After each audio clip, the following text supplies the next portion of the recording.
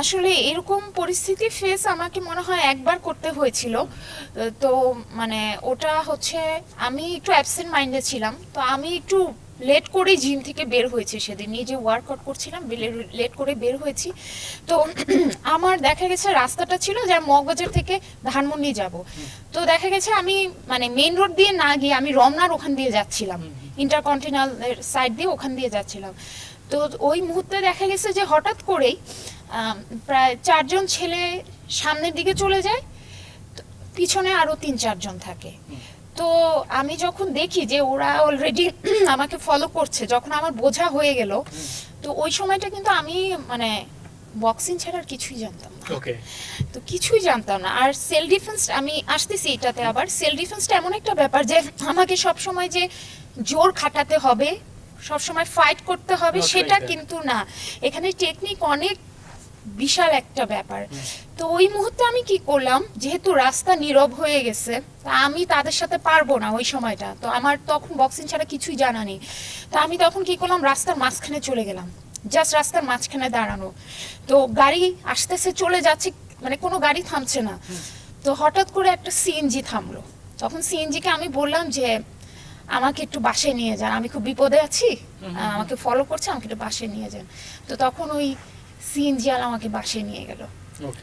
তার মানে ওখানে ফাইট কিছু হয় নাই? না, ওখানে কোনো ফাইট হয়নি, কারণ এটাই বললাম যে আমি সেফটি মেনটেন করিনি সেদিন। আমার উচিত হয়নি যে রাত্রেবেলা ওই রোডটাকে চুজ করা। তো সেলফ ডিফেন্সটা এমন না যে আমি সবকিছু জানি, ঠিক আছে আমি র্যান্ডম চলাফেরা করব, হু কেয়ারস হওয়া যাবে না, আমাকে অবশ্যই সেফটি মেনটেন করতে হবে। অবশ্যই অবশ্যই।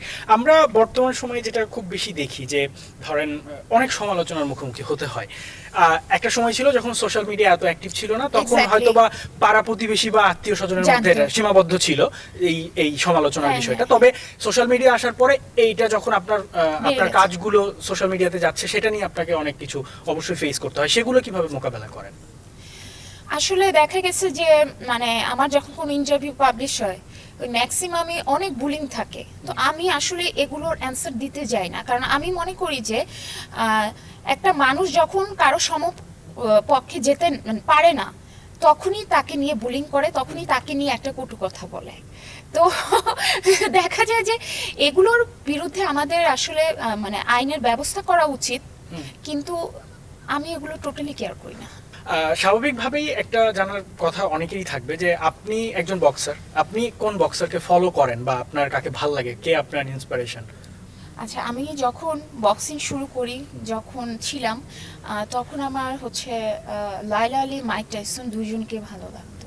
ওকে, মানে এখন কি সেটা ভালো লাগার মানুষ আছে? অবশ্যই আছে, যেহেতু ওখান থেকেই বক্সিং দিয়ে সব শুরু। কিন্তু দেখা গেছে যে এখন তো আর বক্সিং এ নেই, এরকম আসলে অনেক আইকন লাইফে আছে, এদের দেখে কিন্তু আমরা ইন্সপায়ার হই।